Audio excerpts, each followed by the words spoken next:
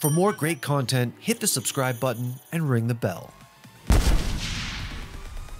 All right, everybody, we are back again at Upcomer for another episode of a Showstopper. And Tyler, a very, very, very exciting episode. I'm going to let you introduce our guest as usual.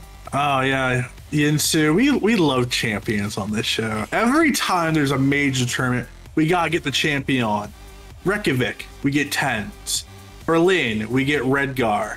So, of course, for Game Changers, we have to go to the top, Yinsu. We have to get the top women's team in the world, the captain, the IGL, the shot caller, all the above and more. We have meL from Cloud9 White with us today. Woo! Welcome. Hello, thank you for having me. It's great to have you here. I'm very, very excited about this. I think it's a long time coming that we wanted one of you guys to be on the show. So finally, I'm glad to make it happen. But we're going to jump into the roasting tier list segment straight away. Oh, here we go. For you to just roast the shit out of us. Now, this week, me and Tyler have made a new map tier list, including Fracture. Again, you know, we haven't seen Fracture at all, really, in pro play. So we've kind of gone with our own opinions here. I'm going to show you mine first. Oh, it's the wrong yeah, because version. mine apparently is always the most offensive one for some reason. I've gotten better with Ascent, don't worry. Okay, it's still. Oh my god. Bind? And split at S tier. Oh yeah. Wait. Okay. Okay. Hold on. Okay. I want to defend myself real quick, which is not a defense whatsoever, because meL is gonna turn around and tell me I'm a fucking idiot, because I main Sova and Killjoy, and these are just the maps that I feel comfortable on Sova and Killjoy, and that is it. That's my only reason. I can see it. I can see it through that lens, actually. Yeah? Okay. Split! Sova sucks on Split. What are you talking? I play Killjoy on Split. Okay, still, I mean, Killjoy can go anywhere. She's a bullshit OP agent. Like, come on. This is meL. Get her. Get her. Bind at S's? Are you like a masochist? Is everything okay, sis? Do you want to tell us something? Okay, so I watched a Biolulu guide on Killjoy, and he has this Killjoy nano in like the tube bit on B that no one ever kills. Oh my god, you can't break. I know exactly what you're talking about. All I do is sit in elbow pretty much, and I just delay plant until my teammates get there. So my life on Bind is really easy. Cringe joy. Literally. That sums me up completely. Is there anything else that you feel I'm a psycho on that list with the exception of Bind? I feel like you should swap Icebox and Breeze. Icebox at A is crazy high, and move Haven a little bit. Yeah. It's in a decent spot. And Ascent, I don't care for Ascent. Like, no, Ascent's goated. Ascent's goated. No. Are you Silver main? Is that why you're saying that? No, I'm a Raze main. I'm a Silver Raze main. No. Gosh. I'm a Silver Raze main, baby. I mean, I'm so good. I'm not gonna lie. For Breeze, Silver. I'm a Odin player. I play Odin with Phantom. That's it, nothing else. And Breeze does not work out for me.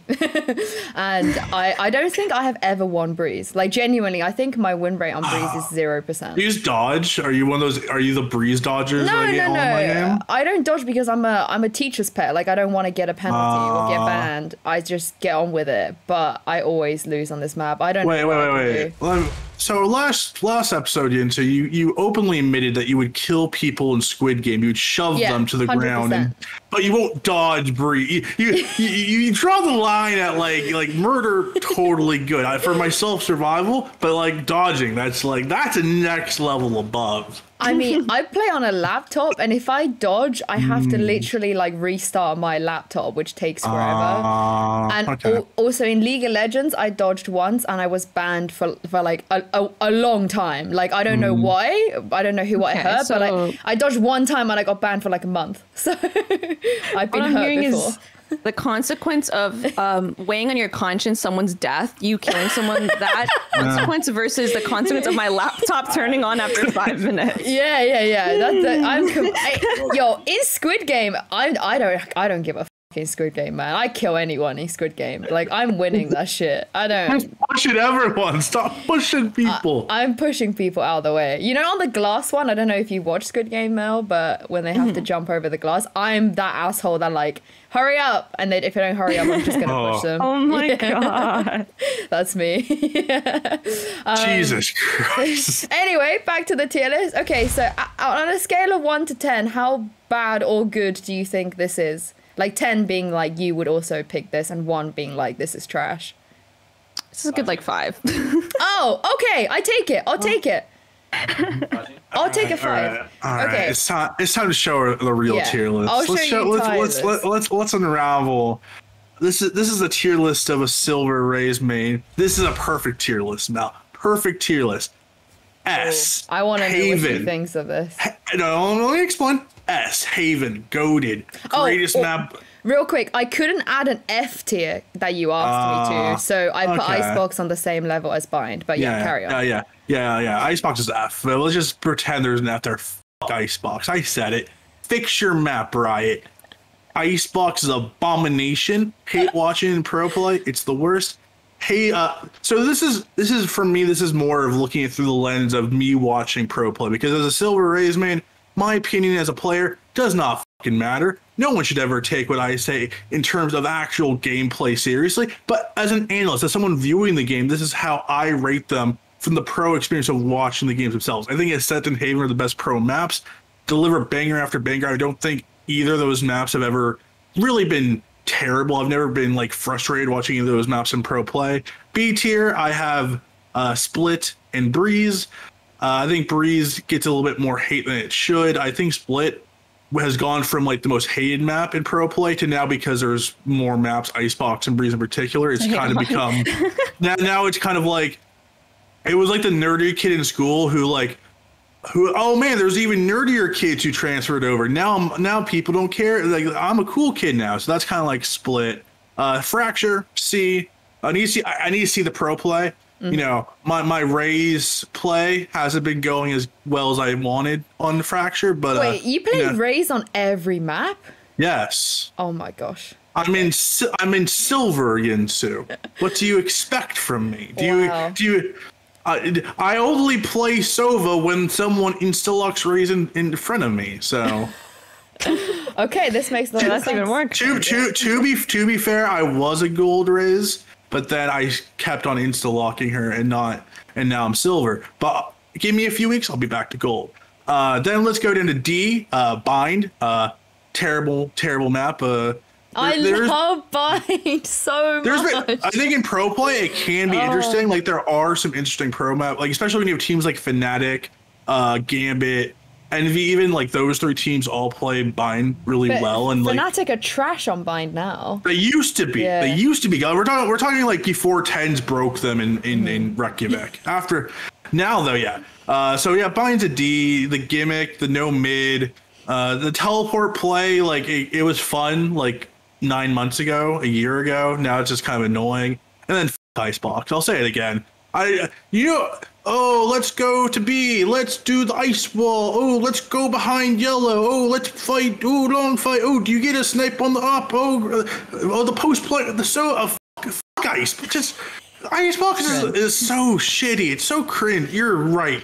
Just delete, like, fix the map. Like, it's so straightforward pro play wise, where there's so little innovation that it's like, sure, maybe in like solo queue play, because people are dumb like me, it's fun because it's Call of Duty. But when actual people who are actually high level like meL play the game, like, it's really straightforward and kind of just like there's just no real innovation there. What do you think, meL?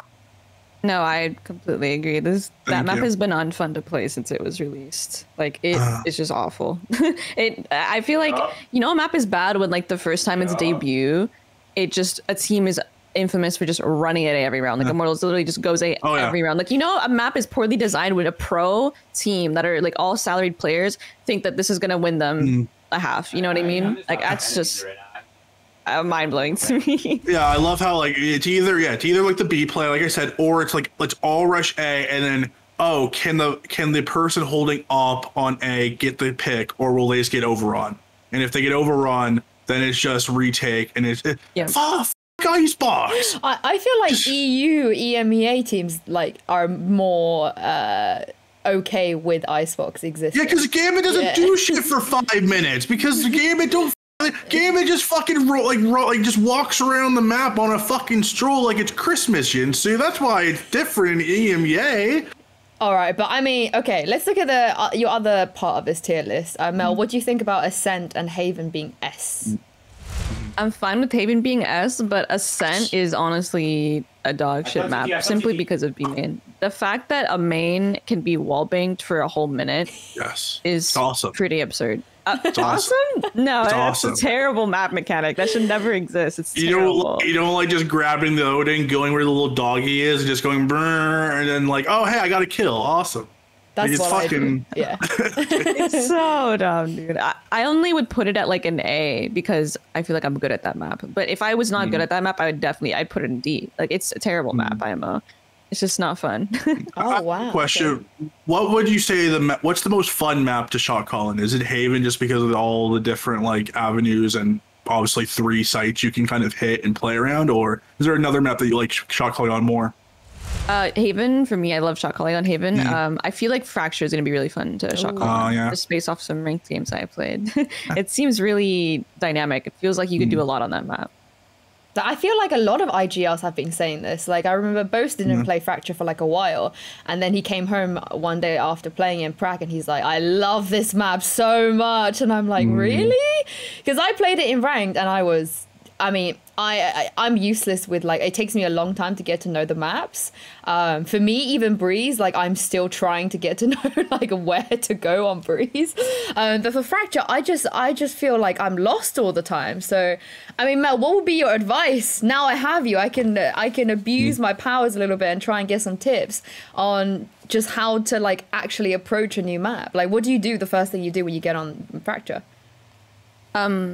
First of all, I maybe I'm a little bit biased because when you know when it came out for like the beta or whatever, they gave it to VCT participants. I played in some like Pro 10-mans at the time with like players from BG and EG and so on and so forth. And it's just really fun when you play in like a group of like like-minded people that are also trying to like break the map. You know what I mean? They're trying to like see what works and what doesn't. So I would suggest if you have friends that are pretty analytical and like enjoy the game. No, don't click that. That's a big answer.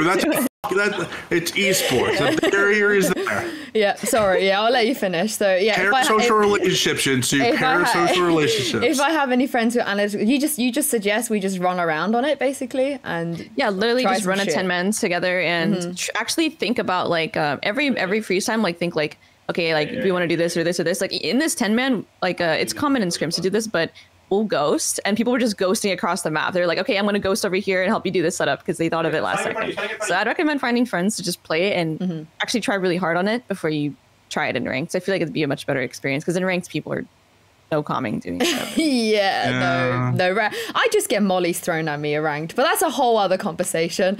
Now it's your time to make your tier list. Do you want to start from the top or the bottom? You want to go S tier or D tier first? It's a good question. What do you guys normally do when you make these? Do you guys just go from the bottom. Just go from the bottom. Icebox. Just dump it in. Just throw it to F. Throw it into the delete pile. Not what Tyler said, but yeah, we can go from the bottom up. Why not? Any maps you put in D? Here, how about I give you guys a range? So Hava is S, and then for D we have Icebox. So that's like the range. Okay. For reference. You can like compare the maps to those two, kind of. Okay. Okay, so any maps would you put in C on this one? Or is Icebox the only D? Would you put anything else into the D? I'll leave Icebox at D. I'll put Bind at C, personally. Okay. Yeah. And then I'll put... This is going to sound really bad. I'll put Fracture at B above Bind. I'll put Breeze at... What?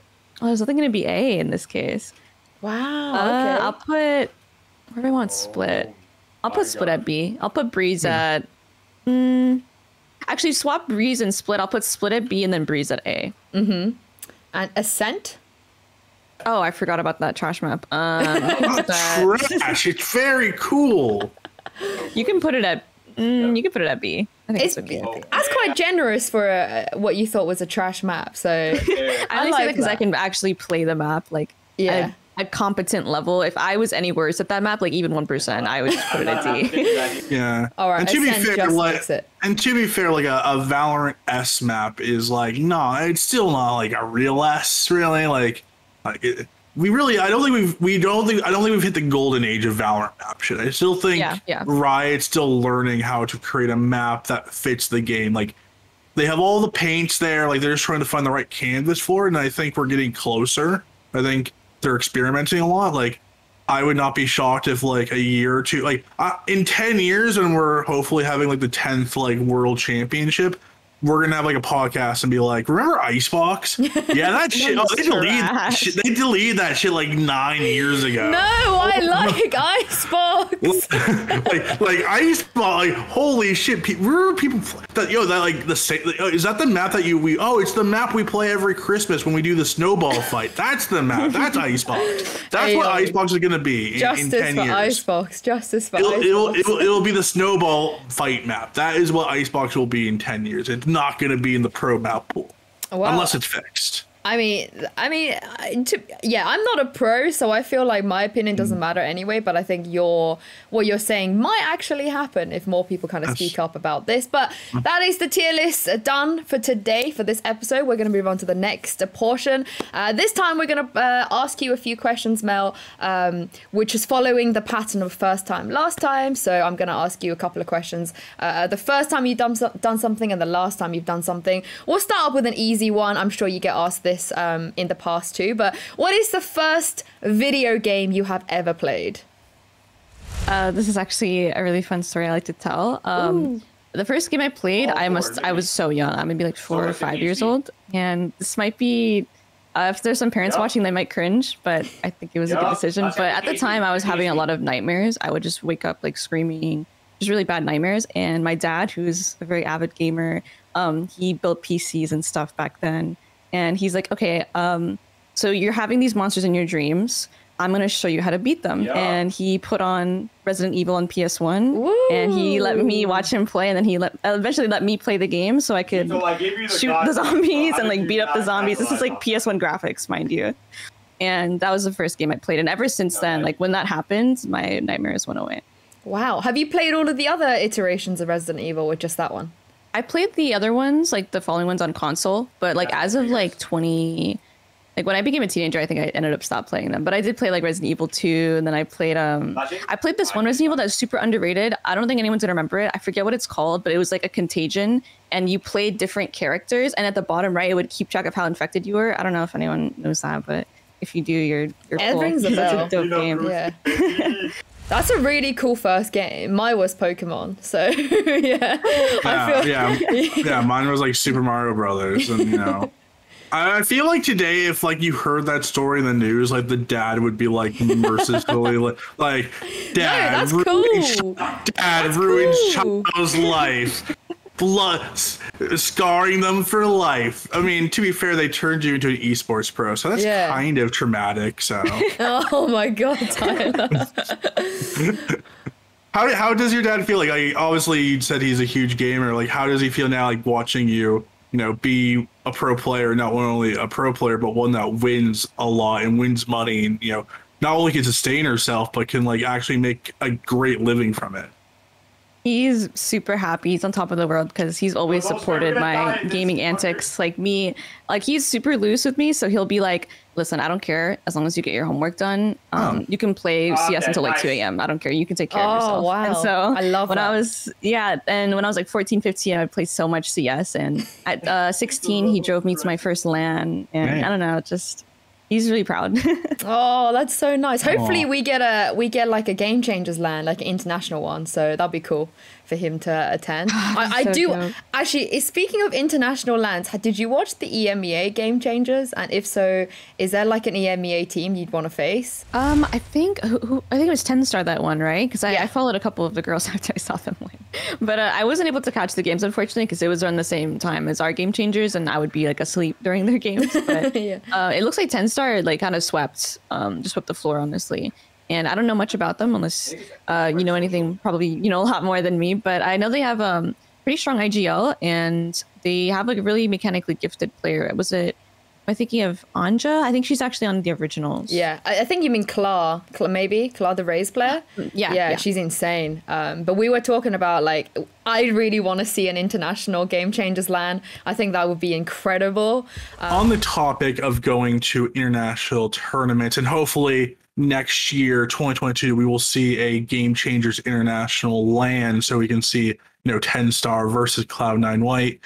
Let's do a traveling question. What's the last country you traveled to, meL? Oh, do layovers count? Technically Japan, but I went to Indonesia. Like literally a month before COVID hit. I visited my mom and my family in Indonesia, but it wasn't a layover for Japan. If that counts. So Indonesia. That counts. Well, I think that counts. I've never been to Indonesia. I've been to Vietnam. I've been to Taiwan. I've been to China. I've been to South Korea. I've been to a lot of Asian countries with esports. What's something cool about Indonesia? If someone is like going there, or there's gonna be a tournament out there one day, what should I check out? Ooh, there's so many different islands. I don't even know what island they would host a tournament on. Bali goes without saying. Bali's beautiful. But don't. Let me know if you go to Bali, because I can give you a better itinerary than a lot of the stuff, because I have some like cousins and stuff like that live in Bali. But just try not to hit up any of like the tourist resorts. I'd recommend getting like an Airbnb or something like that. That's more like, I don't know, embedded in the culture and local. And Sulawesi is the island my mom is from. It's really beautiful. It's a bit of a trek, but if you ever find yourself like traveling Indonesia for a month, definitely check out Sulawesi. Oh, okay. I'm going to write that down, because me and Jake and I were thinking of going maybe that part of the world for Christmas, because we don't get time off. So we got to make the most of it. Too. Yeah. I literally went during Christmas. The weather is amazing. It's nice. Really good. It's a rainy season, but where I was going, it didn't matter. Like it was sunny most of the time. Oh, okay. I'll definitely hit you up on that. Yeah. So Indonesia was your last country. Let's pick a country that you've been to before. Which one country you've not traveled to that you really want to? Let's see. I want to go to Germany one day. I want to go to like a European country. Probably Germany would be my first stop. Just, I don't know. I need to head up Europe sometime. I've never been, so it seems like a good introductory country. Berlin is cool. I've been to Berlin for League of Legends World Championships. And I think I think of all North Americans, I stayed there the longest because all the teams went home really early. So but I had a great time. Berlin.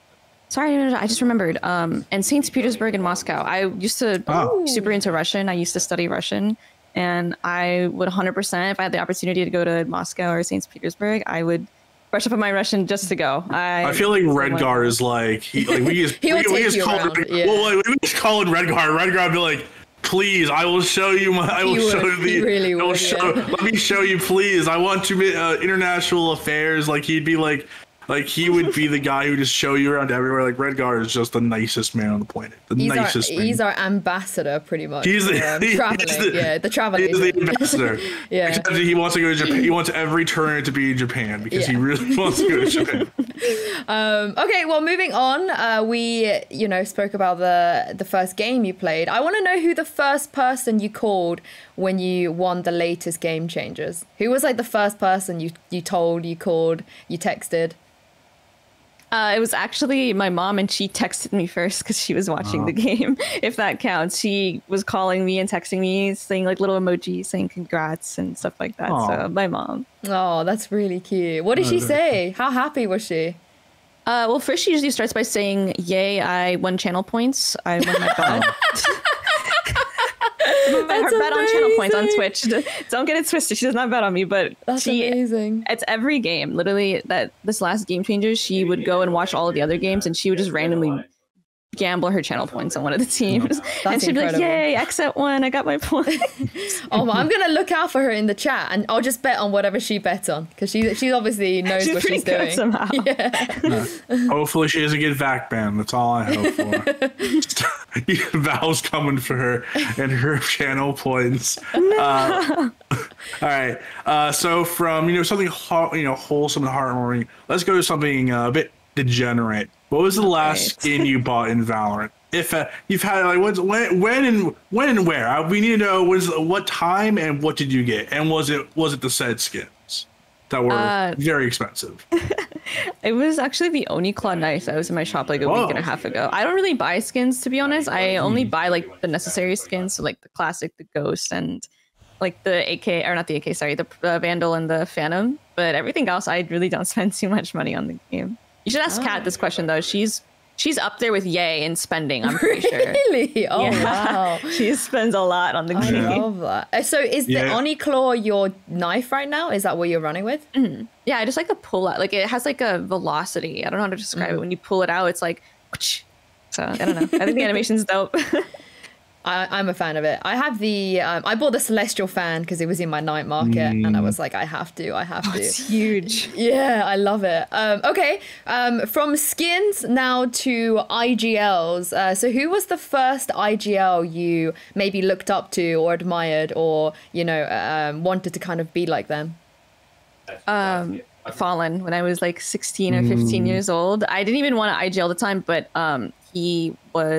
I watched their run and their comeback when they were on LG for the Columbus Major, and I was such a fan. I was such a huge fan of LG because they're the underdog, and I could tell like everyone knows how much work the Brazilians put into the game. Like it's just pure passion. Their work ethic is undeniable, and ever since then, my philosophy, just approaching anything, but particularly Valorant, is like just having a really, really strong work ethic. I know what works for me, and I put a lot of hours in. So that's always been my biggest trait as an IGL. Have you met Fallen? Have you spoken to him at all? No, but I wish. I've actually met Cold Zero before in a 10-man. I used a 10-man with him in CS. I met Cold Zero and I was a huge fangirl, but if I met Fallen, I think I would pass out. I'm not gonna lie. Oh my god. We need to make it happen somehow, because like, what's Fallen doing these days? I'm sure he has time. He's going to Stockholm. I'm sure he has time. He's going to the meet. Do we have to call up Redguard and see if he knows Fallen? Like, get Ambassador Redguard to just make some international affairs. All right. It's funny too that I use this to this day, is like, what would Fallen do? So if I'm calling or if I'm getting like angry either in ranked, or if I'm like a little frustrated in a scrim, I'll be like, okay, what would Fallen do? And if you know Fallen, he is like the nicest guy. If you watched him back in FPL, back in the rank S days and stuff like that, he never got mad. They could lose a 1v5 and he's like, all good. What would Fallen do? He would never be toxic. He would always be super positive. So I think that's something to live by. I think it's nice because there's probably another generation of IGLs that are like, what would meL do? Like, what is it that meL would do? So, yeah, the chain, where we're keeping the chain going.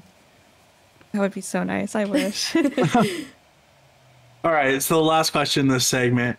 So we know that you started off your gaming career with Resident Evil because of your father, who should win either, Father of the Year or get criticized and shamed on social media for, be it on what side you're on. But what's the last game you played that wasn't Valorant? Oh my god, I literally just played a game this week. Apex. I played Apex. I got my whole team back into it. Like, my coach is Moonchopper. He's actually really good at Apex for some reason. Like, he's absurdly good at the game. And this week I'm like, dude, I want to see what this Apex hype's all about, because everyone seems to be playing this game. And I got Jazzy, I got Annie, I got Moon playing it. Now we're struggling to find a trio because there's 4 of us that are into it, So it's fun. It's really fun. What'd you make of it? I got owns like my first 20 games, but after that, I don't know. It's a really fun game. I haven't unlocked many agents or any at all, but it just seems like a really fun pastime because we just hot drop and we just kill people. It's like, I don't really use my brain too much. Yeah. Don't leave us for Apex. That's all I'm going to say. Don't enjoy it too much. Trust me. Look at Apex's pro scene. I'm pretty sure she's not going anywhere again. So good. Pretty sure we're good. We're pretty good. We're pretty good. I gotta do my part, Okay, brilliant. Now, time for our last segment, the cooldown. Now, I saw Annie tweet this during Game Changers about how spicy things can get, and all of the personalities we get in the tournament. Is this something that you find you like as well when it comes to Game Changers? Like, you want more of the spice and more personalities too? Yeah, I'm personally a big fan. I think all of us are at Cloud9 White. I think people just need to kind of soften up to the idea of just banter and it not being personal either. You can have like spicy, drama and like spicy banter, and like everyone is completely fine with it. Everyone understands it's just part of the competition. Like if you guys were in the server when we played Shopify Rebellion, if I know Melanie, she was posting some of the screenshots, but there was a lot more than that. If you guys saw what we were saying to each other, it was so funny. I love them. They embraced the banter, and if every team did that, the scene would just be so fun. We were saying stuff. I was typing stuff like use code meL for aim lab when someone whiffed or something. Like it was so funny. Or we were when the other person lost an anti-eco and we thrifty them, we would question mark them, or we would type get ecoed or get thrifty.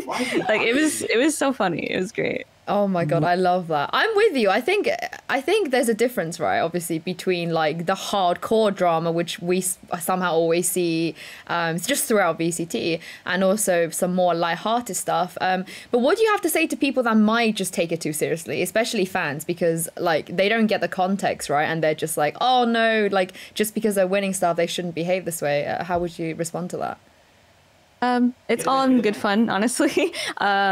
I'm trying to avoid saying stuff like just deal with it, Omega lol. But genuinely, it is all in good fun. You go to any women's sport, you go to volleyball, you go to women's soccer, they do the same thing. This is very normal in traditional sports as well. This is not something that's, if anything, people have come to the realization that, wow, like women shit talk like no one else. They are insane if you go to traditional sports.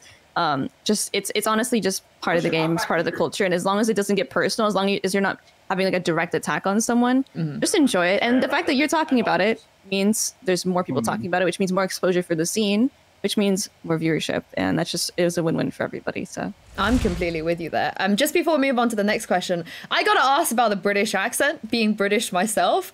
Like, where did that come from? Because it cracks me up so much. It's literally, I'm dead. No, it's so good and it's so funny. But I just want to know, like, is there a story behind it? I don't even think there is. I just started doing it like, I don't even know, like October last year, maybe. It's almost a year now. We've been doing this shitty British accent and just being a total disgrace to all British people. No, it's amazing. It makes me laugh so much because I didn't know if there was any story behind it, or like if maybe one of you is just like British or has some kind of link to it. Do you have a favorite word that you like to say in a British accent? I can judge you. I can tell you if it's good or not. Oh no. I like to say think it through because it's so easy to say. Just think it through. So good. Yeah, that's better than Yinsu. Like, where did you learn that from? I learned that one from TikTok, to be honest. But wow. Okay, no, that's really good. I definitely wouldn't think you weren't British if you spoke like that all the time. Yeah. Damn. Thank God you don't hear the rest of it. It's so bad. It's okay. Maybe next time we do an interview on Game Changers, you can just do it. Don't even tell anybody, and just do the whole interview in a British accent as if it's like just normal. Like, dude, that would be so troll. Oh my God. I give you permission to do it if it's somehow me say that's less. interviewing. Say less. For the entire country, Yinsu. You're the I am. Brexit means Brexit, Tyler. All right. You're the fucking Queen of England over here, being like, yes, I bestow upon you the act of using this British accent. No, I just mean if I'm doing the interview, I'm completely okay with it. Like I'll be in on it. You know. All right, from excellent British accents to excellent gameplay, C9 Dynasty. I think many people say Cloud9 White has created a dynasty. Do you believe do you believe you're a dynasty, or do you think that you have to prove it on an international stage before you can say that? I think we've proven it so far. I think what's most important to us past Game Changers is the upsets we pull and how we perform against tier 1 teams. And we've proven to be competitive with Xset and obviously with everyone against Renegades. But particularly like we upset United to even play Xset. I think people overlook that a lot, is that we beat United in a BO3 just to play Xset. And obviously the first map versus Xset wasn't very, it was a bit of a stomp, but showing what we did on Haven, like a 10-13, I don't think there's any shame in that. But generally speaking, just our performances against like teams that are not just full female, and just our performances in VCT open quals is, I feel like, really what makes us stand out from the rest. I mean, I'm with you. I don't think anyone else in the world is really doing what you guys are doing right now. Like, they're not even coming close to not just result-wise, but the brand as well, and what you guys are doing for the whole scene. Like, to an extent, I feel like you guys are pretty much have carried the interest. And if people are watching Game Changers because they are a C9 White fan, they're like, oh, we're here for them. But then at the same time, people are watching Game Changers because they're like, is anybody going to beat C9 White? And everyone's just waiting. And I think that's what's really great about the scene right now. All thanks to you guys. Thank you. Honestly, it's just all the support we've gotten from the community is actually insane. I was worried at first because, I mean, you probably already know, but CLG and CSGO, they got so much flack from the community, unwarranted, to make that clear, completely unwarranted. And, you know, I had my concerns, like, you know, being on a full female team that was very public facing. But we have pretty much gotten nothing but support from the pro scene, from the community, from the viewers, from our own communities. It has been just a really sobering experience. Yeah, I was going to ask a really quick side question. Talking about, you know, dynasties and international competition. The current kind of talking point is the kind of EMEA coming out and changing Game Changers to mixed rosters, where I believe next tournament is going to be 3 women and at least 3 women on every team. How do you feel about that? Do you feel like it's the wrong decision? Do you think it's all right? Like, what, from your point of view, as someone who's been through, you know, been since the beginning of Game Changers in North America, how do you feel about the rule changes over there? I might have to do my own research a bit more, but from what I was told that these changes are mostly motivated by the fact that in some of the participating European countries, in the EMEA qualifier for Game Changers, it is very dangerous to actually be a part of the LGBT community, especially if you're trans. Like, you could literally get, you know, like pulled out of your house and shamed by your community if anyone knew. And I think that these changes were mostly motivated to include these people so they could be like, oh, like, you know, you can identify as like as a man to be in the tournament, but the admins and the teams, we all understand that you truly identify as a woman. But that, I mean, I don't know if that's true. That's just what I heard, and that's primarily why these changes happened. And if that's so, it honestly, that's just so sad. We live in a society. Yeah, I'm sorry to say we live in a society. It's a joke, but I mean, I'm being serious when I say that that is actually very upsetting. But yeah, if that was the rule change, I mean, that's amazing, right? That's like a really like thoughtful change, and that's, again, it's like making the best of a very shitty situation of like. But yeah, if that, again, after my own research, just like, yeah, but if that is the reason I kind of talk to people, then I understand it. But yeah. Thank you for telling me that. Definitely fact check, because I am not entirely sure. I think that is definitely partially the reason, but also I know some people are concerned about like, oh, can just 2 pro players come in and take those spots? Right. But I believe you can't participate if you are signed to an org in VCT, I believe, but I could be wrong. It's not like, you know, the G2 boys can just come over and be like, oh, we're going to randomly play Game Changers. You're simple. We can beat you, C9 White. We got simple. I don't know. Simple has a lot of catching up to do, Tyler. I don't think they'd beat C9 White at this point. But, you know, earlier you said how much, you know, work you put in. Like, we all know from like social media, from your results, and from the way that you guys have been kind of preaching attitudes and work ethic, like how much you work. But I do want to know, how tough is that? And do you actually get any time to relax? And if so, what do you like to do when you're relaxing?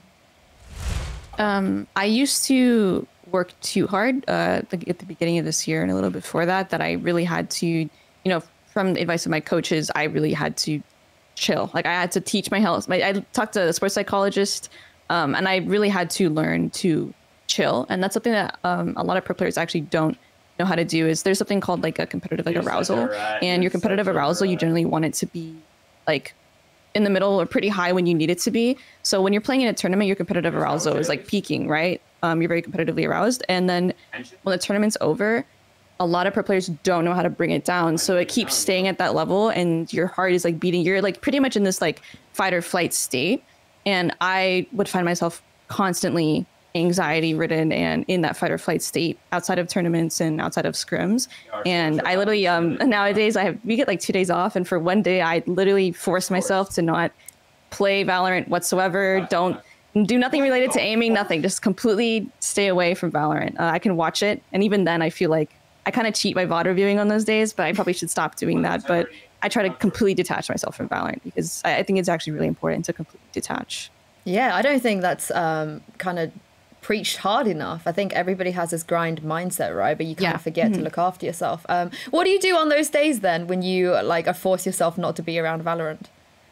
I literally just kind of like walk around and like listen to music, and then I'm like, okay, I'm gonna somehow like burn time until Roy is done so I can watch Netflix with him. But I'll watch my friends' streams, and like I said, I'll cheat, watch some VODs. But yeah, other than that, I'm probably playing other games or just listening to music, doing nothing but browsing the internet. What music do you listen to? What's your go-to? I've been really into like indie rock recently. Very nice, very nice. Yeah. Okay, Tyler, you with the last question, I believe. meL, obviously, I think one of the coolest things about Game Changers is that it's not only an effort done by Riot, but I don't think I've seen any other scene where like the tournament's there and the viewership is telling them to do more, right? Where it's not just something that's put on as a side act or like a side, like, you know, a side tournament where I've been to like DreamHacks and MLGs where, you know, all women tournaments can feel like they're the side, you know, portion to something or an accessory, where Game Changers is something it's featured as a major event. Viewership is there, interest is there.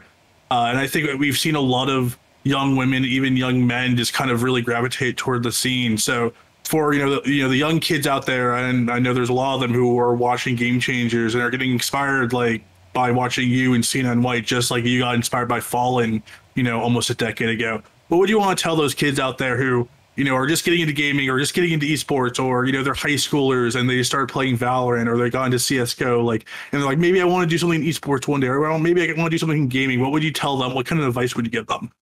Oh, this is a good one. I'm not sure why, but the first thing that comes to mind is to form healthy relationships and friendships. And so this kind of seems out of the blue, but for me, what really carried me as a woman, as a young girl, as a young teenager playing games was to get through all like the sexist barricades and all of these like boundaries in my way, was finding like real genuine friends to enjoy the game with. And that made my experience so much better. Like I would look forward to playing CS every day, or I would look forward to wanting to compete one day because I had like a really good support system around me.